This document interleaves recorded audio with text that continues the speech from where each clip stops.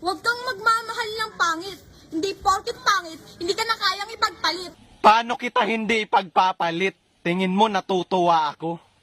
Ahit ka ng ahit, tapos sa iba mo pinapagamit. Muntik na pag-ibig, parang kita.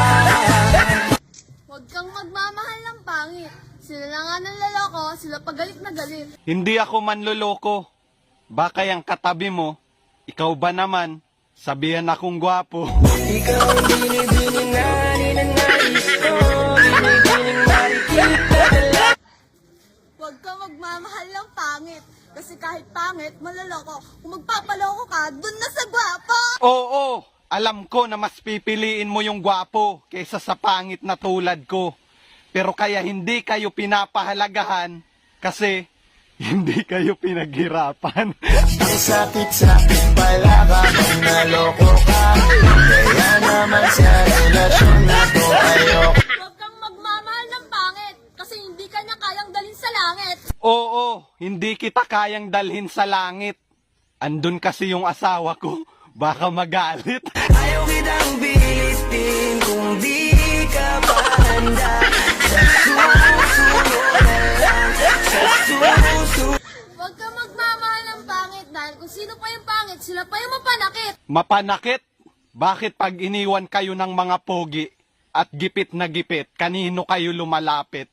Di ba sa aming mga pangit? Sana'y di na lang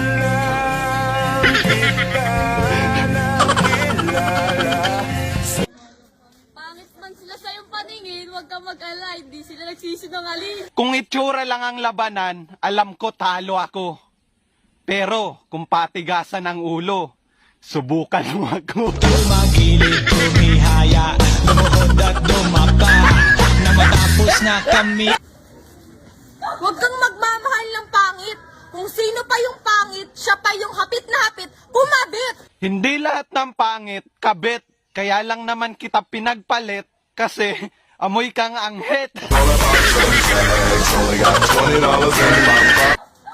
Huwag kang magmamahal ng pangit. Sila na nga yung pangit, sila pa yung sasaktan ka ng paulit-ulit. Pasensya na kung nasaktan kita ng paulit-ulit.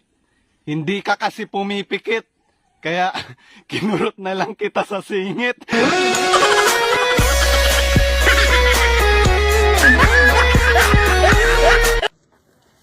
Huwag kang magmamahal ng pangit. Kasi mukha silang puwet. Talagang huwag kang magmamahal ng pangit. Kasi siguradong wasakin yung puwet.